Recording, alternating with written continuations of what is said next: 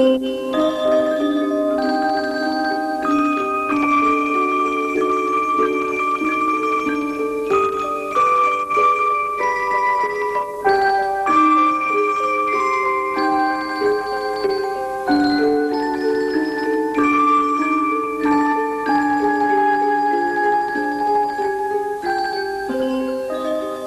nan and I used to pray together at bedtime when I was a child.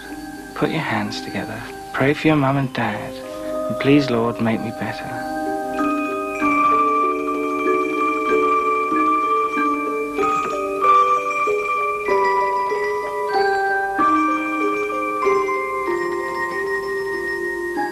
I used to write prayers every day in my school exercise books, asking God to make me really good, because if he made me good, he might give me back my hands. It's strange how the teachers didn't seem to mind the maths or English being spoilt with these prayers. They always gave me top marks.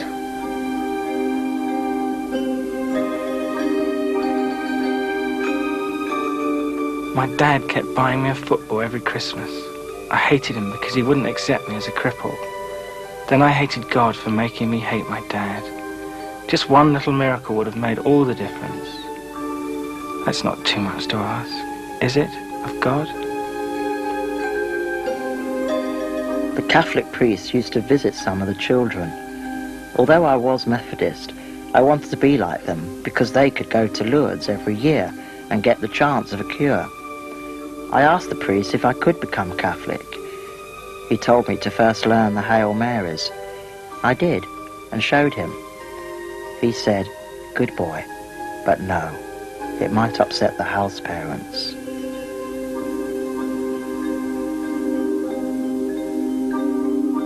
Why me? Was my soul especially wicked before I was born, that I should incur a greater curse?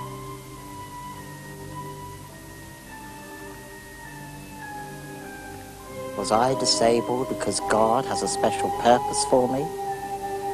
Maybe God wants to use my suffering to help others endure theirs. If Christ can be a martyr, so can I. That's why my soul chose to be disabled. Perhaps I should think this as constructive and redemptive. So, should I be wishing for a cure? Do I really want a miracle? Do I believe in them?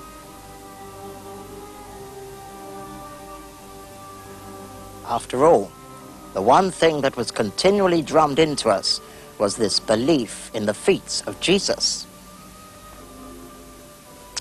The Gospels are full of this epic quality.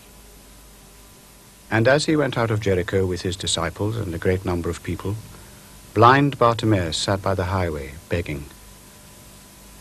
And when he heard that it was Jesus of Nazareth, he began to cry out and say, "Jesus, thou son of David, have mercy on me."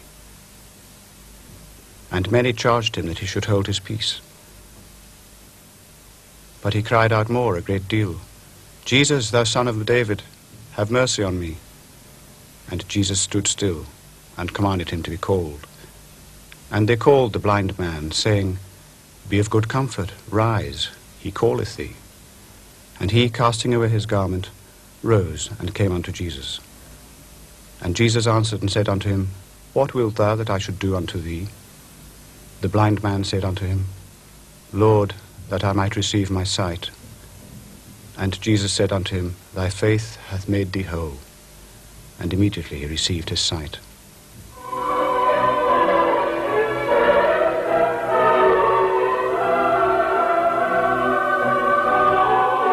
And his fame spread throughout Syria. And they brought him all sick people that were taken with divers diseases and torments. And Jesus put forth his hand and touched him, saying, "Be thou clean." And immediately his leprosy was cleaned. And he touched her hand, and the fever left her.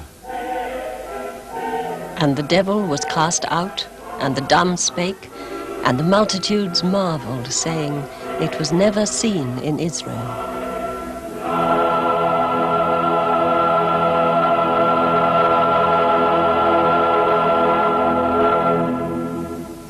It's as if the blind, the halt, the lame, the deaf, the palsied, and the leprous had somehow become the midwives for Christ's divinity.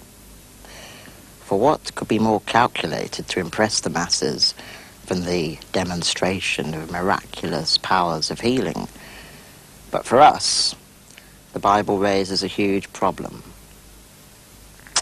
For very early on in the Gospels, the idea of sin and sickness become linked. When he was come down from the mountain, great multitudes followed him, and, behold, there came a leper and worshipped him, saying, Lord, if thou wilt, thou canst make me clean. And Jesus put forth his hand, and touched him, saying, I will, be thou clean. And immediately his leprosy was cleansed. There came unto him a centurion, beseeching him, and saying, Lord, my servant lieth at home sick of the palsy, grievously tormented. And Jesus saith unto him, I will come and heal him. The centurion answered and said, Lord, I am not worthy that thou shouldest come under my roof, but speak the word only, and my servant shall be healed. And Jesus said unto the centurion, Go thy way, and as thou hast believed, so be it done unto thee. And his servant was healed in the selfsame hour. And when Jesus was come into Peter's house, he saw his wife's mother laid, and sick of a fever. And he touched her hand, and the fever left her, and she arose, and ministered unto them.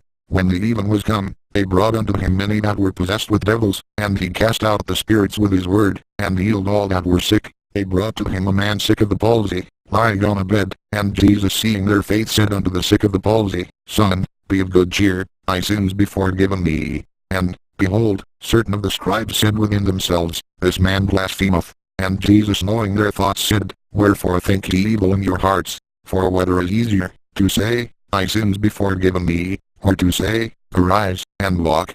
But that ye may know that the Son of Man hath power on earth to forgive sins. Then saith he to the sick of the palsy, Arise, take up thy bed, and go unto thine house.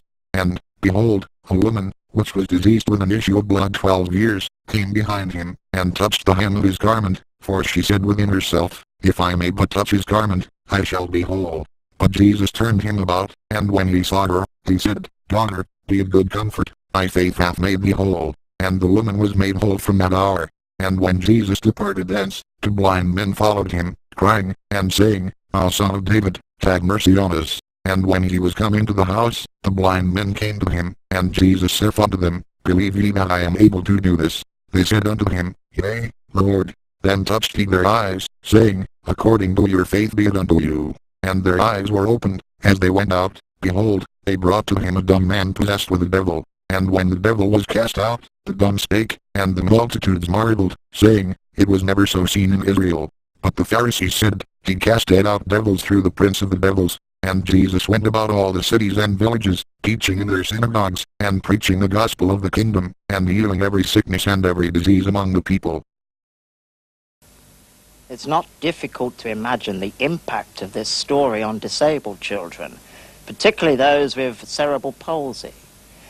Suddenly, not only is Christ holding out the promise of eternal life to those that believe, but by his actions he indicates that the miraculous power of faith can heal the sick, and that sickness, physical and mental, is related to sin.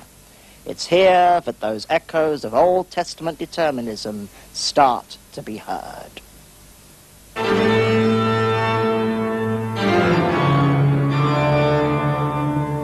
For whosoever man be he that hath a blemish, let him not approach to offer the bread to his God. A blind man or a lame, or he that have a flat nose, or anything superfluous, or a man that is broken-footed, or broken-handed, or a crooked back, or a dwarf, or be scurvy or scabbed, he shall not profane my sanctuaries. For that is an abomination unto the Lord thy God.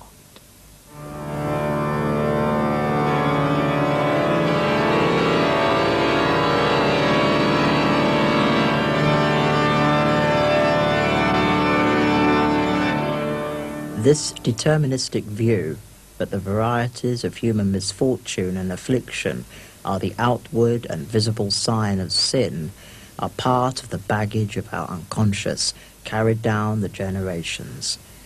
And the iconography of Christian faith has for centuries merged physical perfection with spiritual perfection.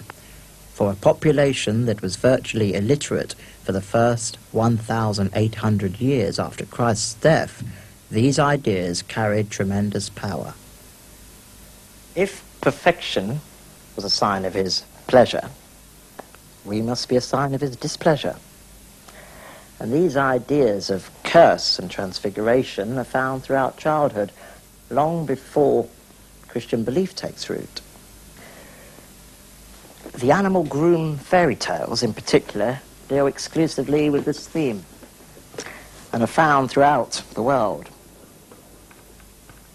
For example, there's a Bantu tale where a crocodile is restored to human form by a maiden who licks its face. In other tales, the beast appears in the form of a pig, a lion, a bear, ass, snake, and, of course, the frog.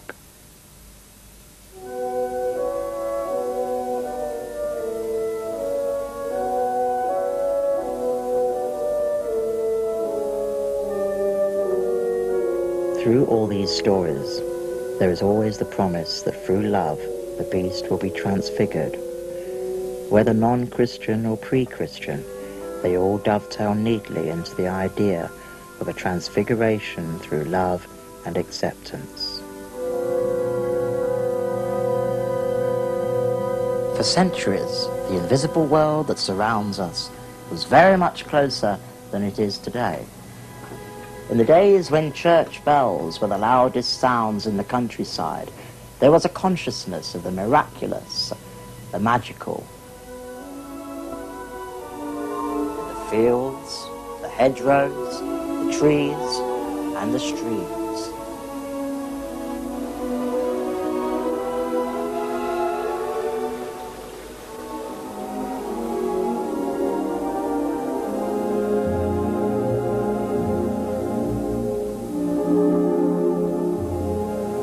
Saxon, Nordic, and Celtic legends populated this world with little people, some playful, but most malevolent. A world of gnomes, goblins, trolls, gremlins, boggarts, bogies, pixies, elves, and dwarfs, living underground in darkness. Everyone knew of them, as surely as heaven lay above the skies and hell beneath the graveyard. The hells of Bosch and Brogel drew heavily on this imagery. Their hells are indistinguishable from the tribes that lived underground. These freaks, once worshipped as gods by pagan cultures, now reappeared as the guardians of the damned. But what gave both sets of images their special dread was that they both drew on distinct and recognizable human characteristics. Around these images cluster a set of values that equate abnormality and ugliness with evil, terror, danger, and death. You could say that human monsterness is individuality pushed to its ultimate extreme, but the root of the word monster doesn't make this easy. It comes from the Latin monstrum, to warn. Right from the beginning, abnormality has been associated with something gone wrong, not only with the afflicted persons themselves, but also with the heavens. These so-called monstrous births have been used as ill omens for thousands of years, or they have been regarded as unnatural offspring resulting from unnatural acts, either with animals or with the devil. You can imagine how these superstitions would lead to barbaric victimizations. Most of you spend the better part of your energies disguising who you are, hiding your differences, your imperfections, in order to look like everyone else. Above all, you need to identify with a common humanity, to assure yourselves that you're not outcasts, not banished from the tribe, that you can be loved and understood, and that your fate is a human one, that you won't be written off, your existence denied. Well, I exist behind this mask which you have placed upon me. You have forced me to dance to the tune of this mask, and now it has become me. I am finding it harder and harder to see the real me, even though I know it exists somewhere, buried deep beneath the layers of scars and disruption. At home, with my family, with my animals, with my lover, I don't feel they condemn me for this mask. And so, for a short while, I'm allowed to be me, the real me. I am most happiest with my animals. They love me for what I am. They don't judge. They naturally see beyond the mask. They don't know what's beautiful and what's ugly. I only cease to be the person I know I am when I walk down the street and I see the look in your eyes. I see your horror and your revulsion. It's like being cut in half. Don't be fooled. Some people think they get to know me a little and they say, "Oh, isn't she brave? Isn't she nice? Isn't she normal?" And they remind me of a scene I once saw in this film.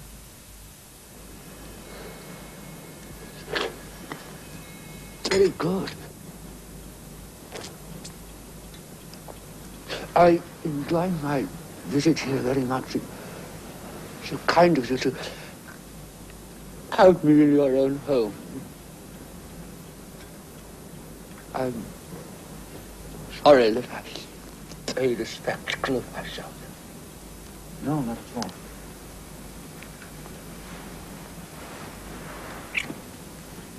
I like the way you arrange the pictures on the mantelpiece. Oh, thank you. Is that the way they do it in most houses? Yes, I'm sure they do, yes. Who they are? Well, these are relatives and these are our children. Oh, may I see? Yes. Well.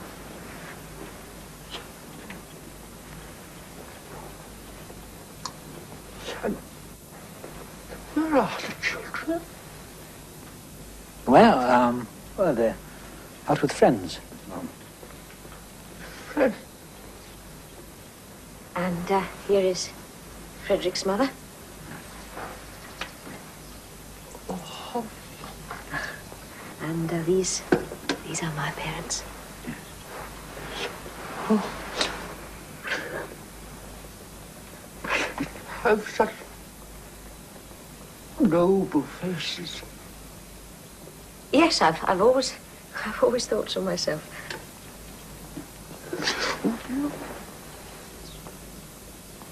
Could you care to see my mother?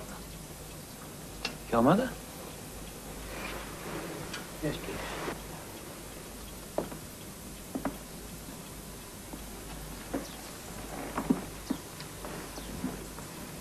Oh, but she's... Mr. Merrick, she's beautiful. Oh, she has the face of an angel.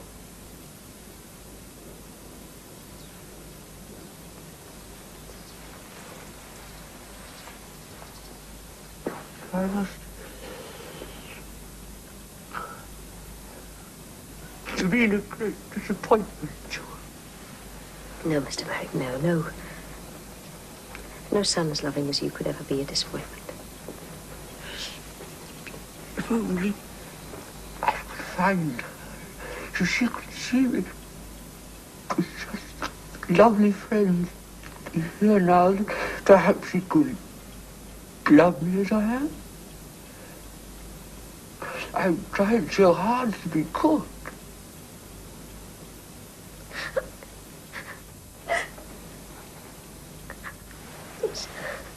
Oh, I'm so sorry.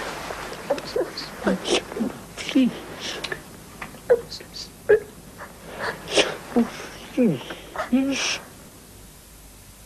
What gives this scene its special power is the scriptwriter's canny perception of the audience's prejudices.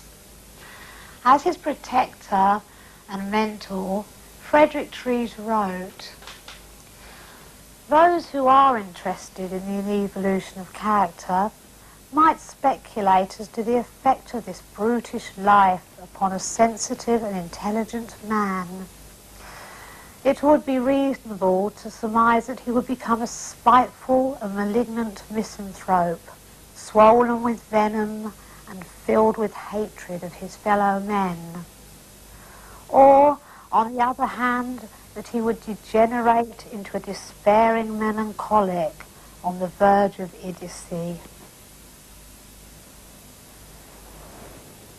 That Merrick is a sensitive and intelligent man is somehow almost shocking for a society conditioned to see the disabled as objects of fear and pity.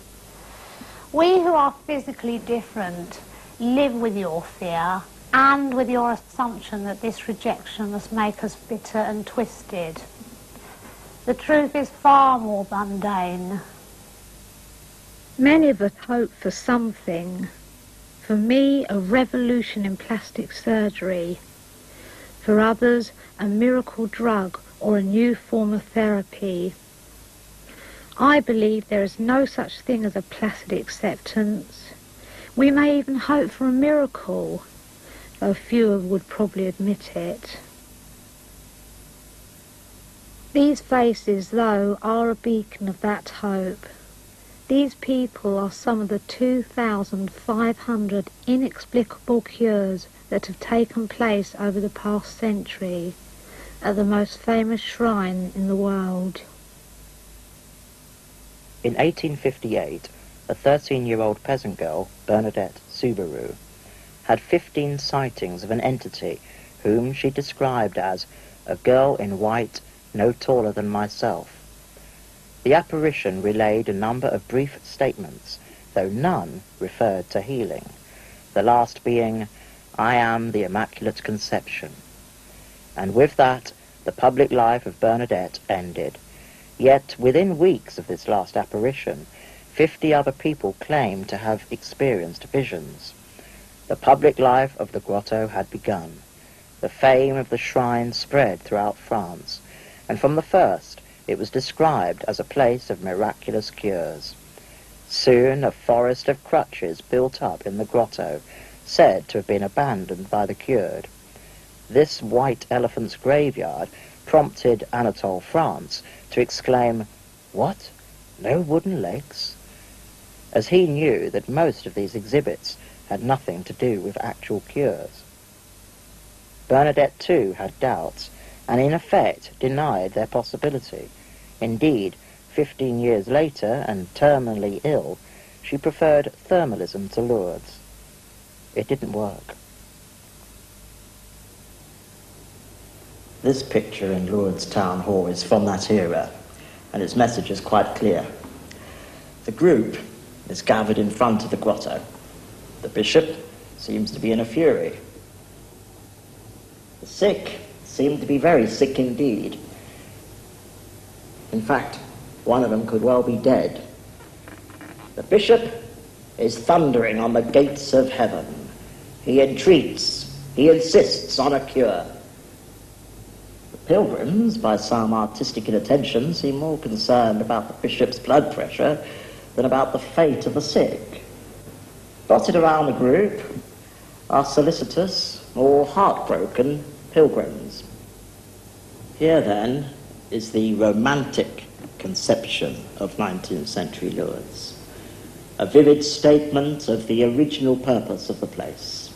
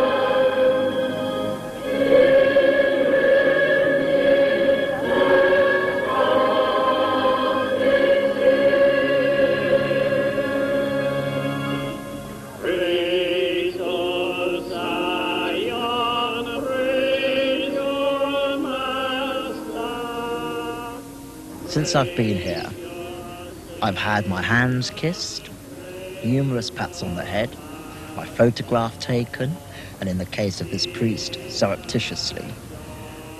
And, of course, this. The biggest problem that we, the disabled, have is that you, the able-bodied, are only comfortable when you see us as icons of pity. This Lazarus syndrome is the very meat of this place. Even if cripples didn't need Lourdes, Lourdes would still need cripples. And yet this makes it impossible for us to ever redefine ourselves and obtain freedom and independence. This makes self-advocacy impossible.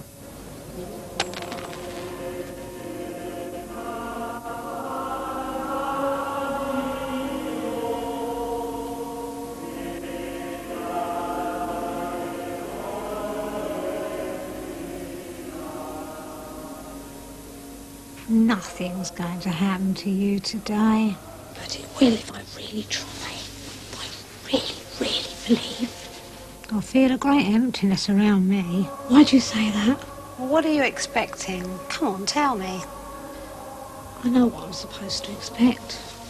A renewal of faith and all that stuff to give me strength to face the world. So? But there's a little part of me hoping for more. After all, this place claims to make you whole. You mean you're hoping for a miracle? Yes. Forget it. Take that silly thing off. No good's going to come of this. Just bitterness and disappointment. Wrong. The moment I touch that water, I'll be cured. Grow up. Stop believing in fairy tales. You've been praying to him all your life, and he hasn't done a thing for you. Maybe I didn't believe enough before. Maybe I didn't have enough humility. Maybe there was still too much badness in me. I don't know. But you know you're not bad. Deep down, you want to be kind to everyone. If you see a baby crying, you want to help it. Why can't God be like you?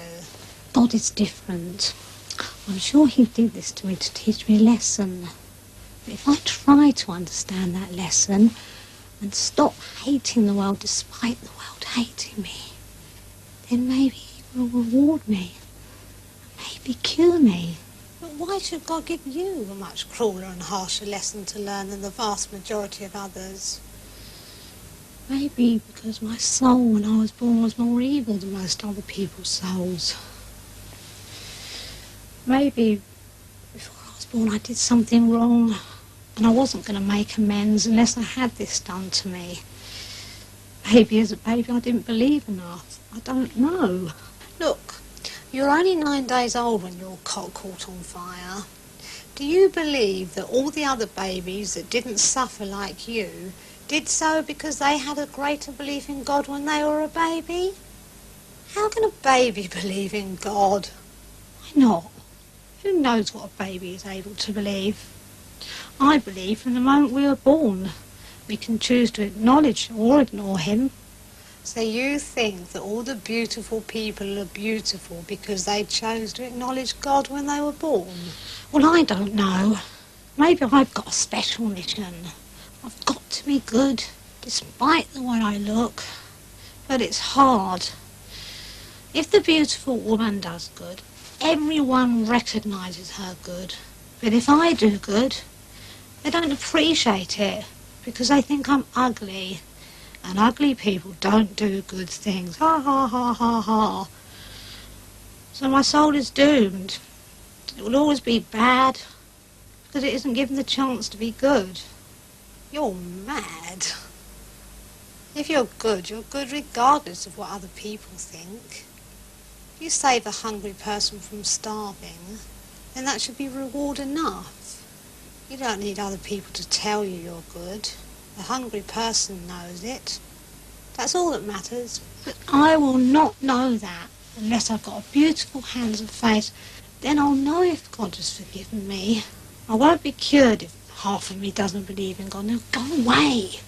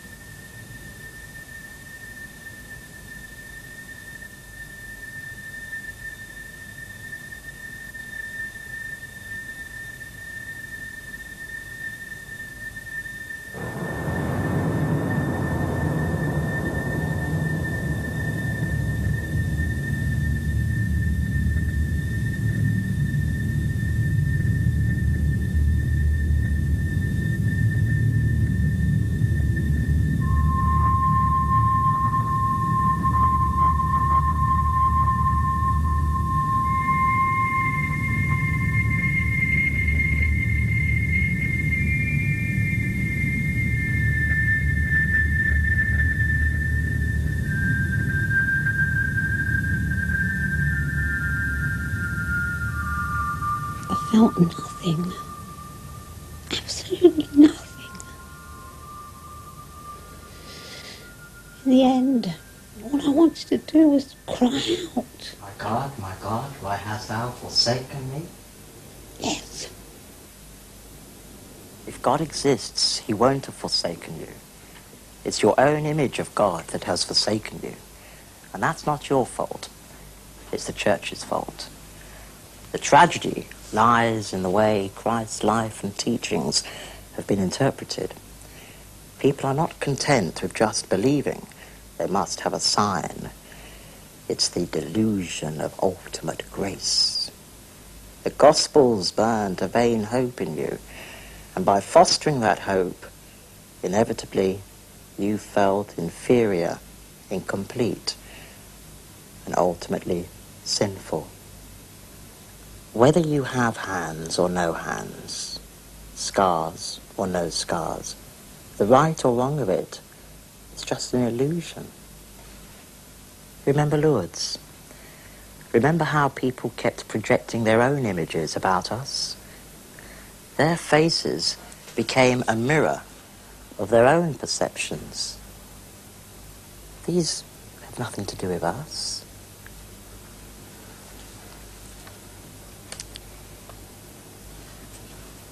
It's about time you and I took control of our own projections.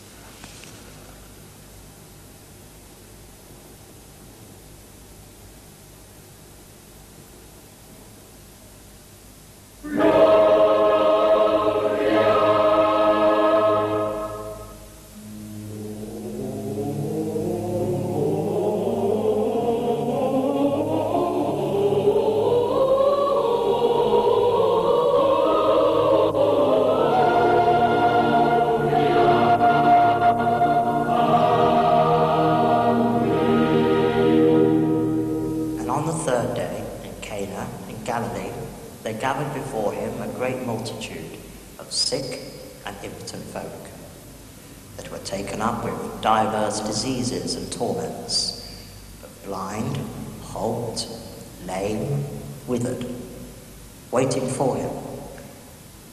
And Jesus asketh unto the multitude, what is it that they desire? And they cried out as one, make us whole. Cast out our torments and diseases. Make us see and walk. Cure us. And he rebuketh them, saying, you have no need of miracles. You are complete as you are. God gave the fish, the sea fins, and the birds of the air wings. Yet man, who has not these things, thinks no less of himself. Verily, I say unto you, you are not impotent because you're different. You're impotent because you have believed the lies that the world has told you. Your differences are God's gifts for the everlasting enrichment of the world. I will cure no one, for I wish not to sow the seeds of discontent. I wish not to sow the seeds of self-hate. Love the light in thyself, and that is cure enough.